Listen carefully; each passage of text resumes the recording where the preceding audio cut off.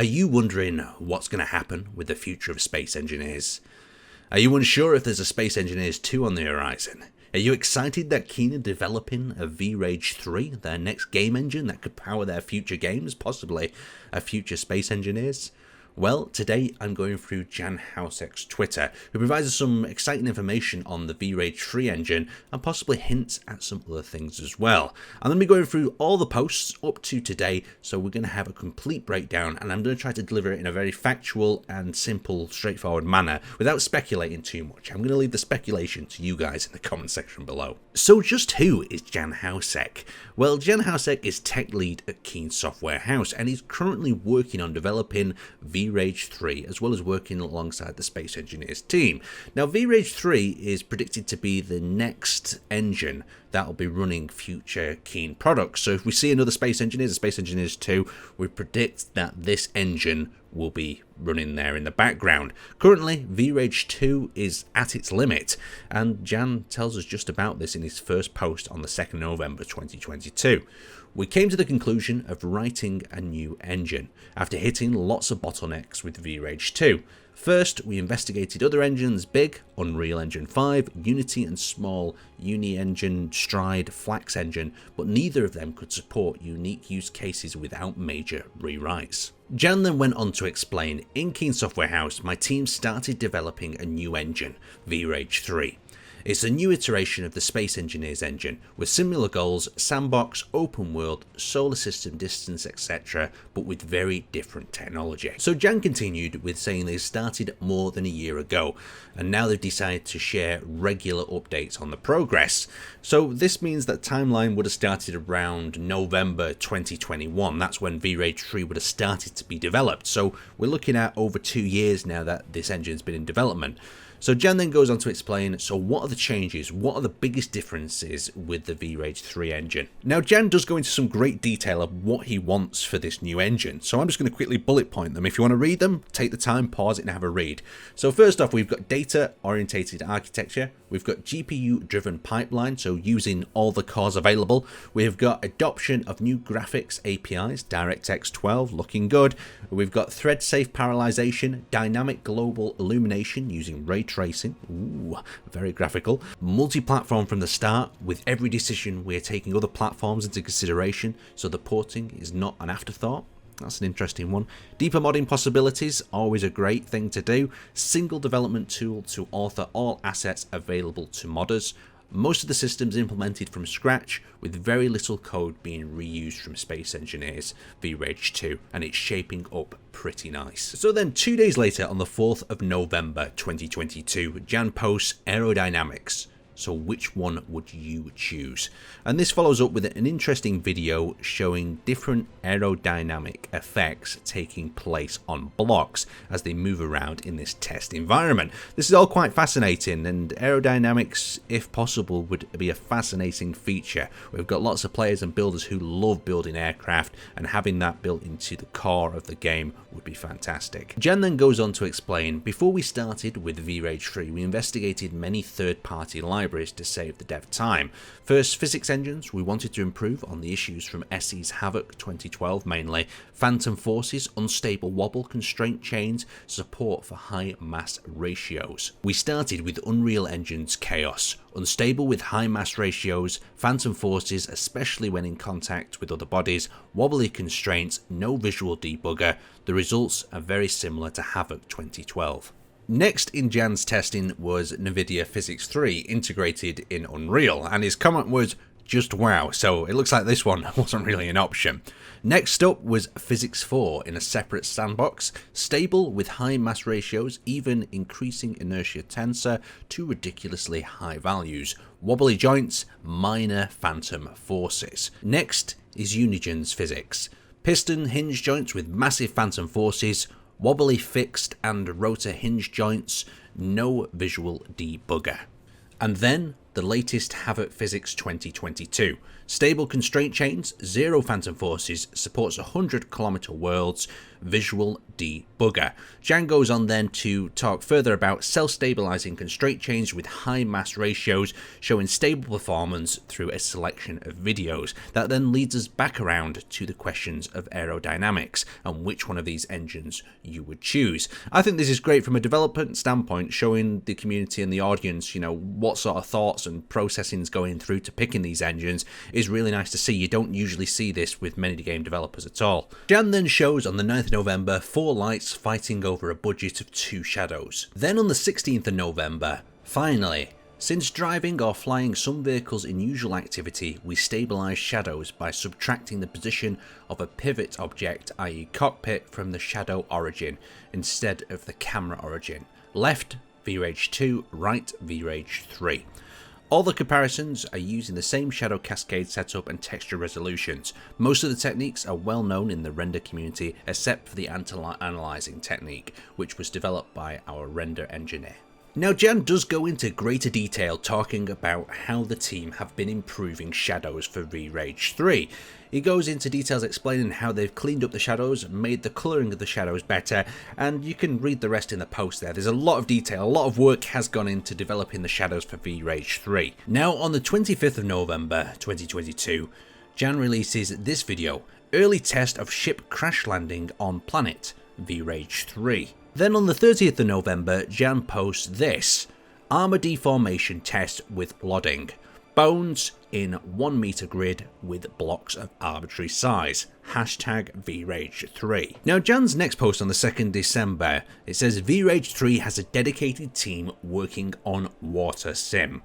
Now if you click on the presentation, you're basically taken to a Facebook video where you can watch the presentation of what they want to do with water physics in VRage 3. Now this presentation is captured as it's been on a projector, so it is poor quality, but what the presentation does show that's very interesting, it shows water traveling through a narrow tunnel network with narrower passages causing a pressure build-up in areas. We also see a change in viscosity as they force a lava-like honey liquid through one area as they described, and finally they show us on a planet. They also show us some 3D that is pretty hard to see here, but they show water leaking from a 3D container within the Space Engineers environment, and they also see water change colour to an example of like a lava. All very cool and not great detail. It'd be nice to have hands on this presentation in a higher quality for sure. So then Jan goes to post on the 7th of December 2022, we're experimenting with new tiling methods to be able to increase the resolution of armor textures, but not have pattern apparent and contain the memory footprint. What do you think? So 2 pictures to show, 2 nice little armor textures, and then it comes with the disclaimer, these are just test textures, not in any way final product. The colours are for debug purposes, indicating different tiles. So then Jan posts on the 9th of December some very interesting crash footage. Some more experiments with voxel destruction in VRage 3, this time with different materials. This is how crash landing to sand could look like. A nice little crash landing there with sand dragging a trail out behind it. The next post is, and to rocky surface. Damage to ship is now disabled, but obviously rock will damage the ship more than sand. So you can see with the rock it bounces off a little bit more than the sand that kind of dug into. And then the explanation of something I don't understand. The furrow is created from metaballs, SDF, composed out of spheres in the contact points with the radius based on their impulses. Do not understand that at all. And this guy should lose his pilot license. This is by no means final product, but we have many ideas on how to improve and we'll share them soon. What would you improve? Look at this one. This one goes straight into the sand. In Jan's next post, they explain how they're experimenting with block fracturing. Any fractured pieces become debris and despawned after a while. The area of the block where the pieces was removed becomes pass-through for rigid body characters and shooting. Here is an example of shooting, debug menu action. So you can see how parts fragment off the object. Very, very cool indeed. It'd be really nice to have this to Space Engineers rather than things just popping or setting on fire. On part 2 of the post, destruction on contact with rigid body. Its impulse propagated to fracture debris, missing for shooting yet. So you can see as they're showing an example of objects hitting and pieces flying off. Imagine a decompression with that. That would be crazy. Now, part 3 of this post is destruction is applicable in all stages of construction of the block. Here you can see the block being fractured, then deconstructed, still missing the deconstructed pieces, and later constructed, where the first overall shape is restored and then the new parts start appearing. Now that would be super cool. Now in Jan's next post on the 21st of December, their battle with shadow stabilization returns. And as we can see, they had made some great progress from V-Rage 2. But the main point to actually take away from all this posting is this. The most requested feature was to stop light leaking in interiors. So here it is. It's the shadow from the point of the view of the interior. Lights are now supported. Left V-Rage 2, right V-Rage 3. Absolutely great. Now the other feature that they've sorted out is you can see how the shadow would not cast through that clear window here into the interior, and now it does. What an improvement. Let's continue on. Now, in Jan's next post on the 4th of January 2023, he goes into great detail of what his team have been working on in terms of local lights and shadow solutions for V-Rage 3. And he goes into further detail showing the features over the V-Rage 2 systems. So this includes the transparency of some of the objects, how the lights cast through it, and also how light can't pass through other objects as it navigates through. So we've got some really nice examples of point lights and how they're casting the shadows here.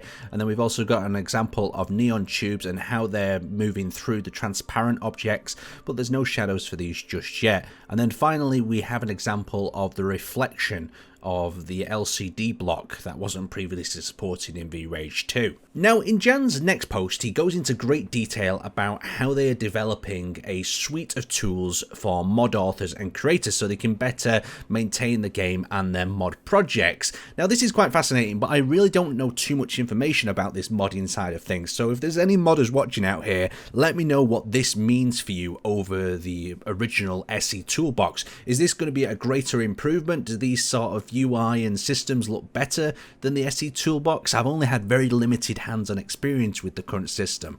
Now in Jan's next post on the 25th of January 23, they go to say we are continuing with our destruction experiments. Blocks are being destroyed and kinetic energy is being transferred between the bodies. So you can see there's a nice impact here of a little blue ship. Now if we continue on, one focus is to take entity HP into account. For destruction, we use kinetic impulse to take point of contact and convert it to HP that is reduced from both bodies.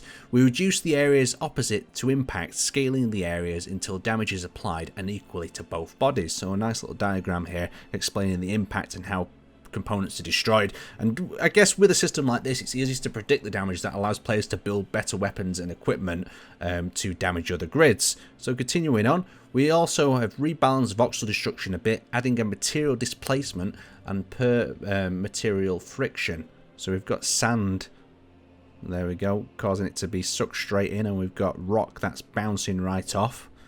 Very cool. The outcome of the change is based on landing angle. The hardness of the surface material affects whether the entity buries or slides over the surface. This is going to be very cool for crash landings. I'm sick of bouncing off or just having a big chunk and then stopping dead when I hit the surface. The next step is actually to combine the two systems together well. So far the outcome is good, but the dynamics and performance are not yet there. Stay tuned. So we've got two images of one that looks like a grid phasing through, and the other one looks like the calculations of a ship impacting an asteroid.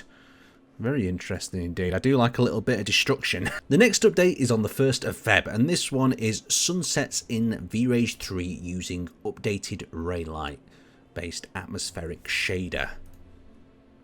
So quite a beautiful little sunrise in V-Rage 3. Another quick post, some V-Rage 3 bugs worth preserving, showing a planet with some extreme amount of deformity going on there. Still be quite cool for a wacky little world. Now on the 1st of Feb, Jan gives us another update on the collision. Asteroid versus ship collision progress in V-Rage 3 update. The red ship looks a bit haywire, but the collision dynamics are almost there. So as we can see, the red ship plows straight into the asteroid, quite smoothly as well, quite smoothly. And it looks like the whole front of it has been ripped off. Very, very cool indeed. Let's go down, and of course a sand asteroid variant. So this one is impacting quite differently by the look of it as well.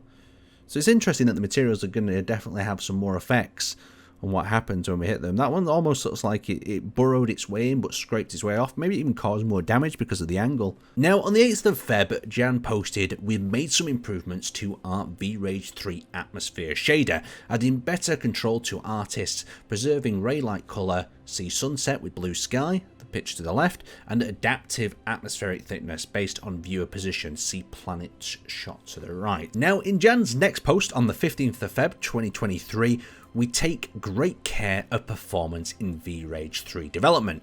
Each commit is tested for various performance metrics like server, client, render CPU threads, GPU time, memory, and per frame allocations and loading time. And this is critical that they take this serious because Space Engineers 2 really struggled. So they're running an entity stress test here with this spiral effect with physics taking place. On their next test, they're doing a different sort of scene with physics simulation performance. Lots of antennas raining down there, and in the next one various view options which we can adjust through the debug menu so they can understand exactly what these blocks are doing and probably how to optimize these blocks when they're having these collisions and these physics hiccups. And of course they're testing big ships as well. 17th of Feb we get a random V-Rage 3 image from Friday evening. Notice the haze hiding the sun on the horizon. Now in Jan's next post on the 22nd of February, in V-Rage 3 we added underground biomes for planets and changed surface or distribution to be procedurally generated instead of static map. The layers on this GIF are very thin just for presentation purposes. You will have to dig much deeper, but where is the lava? Interesting, where's the lava? Underground biomes are set up via definitions in editor per planet, including their ore distribution.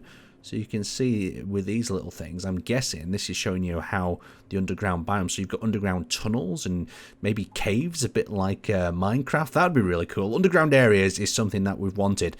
Surface biomes use a texture map with various rules for steep surfaces to make a planet creation easier.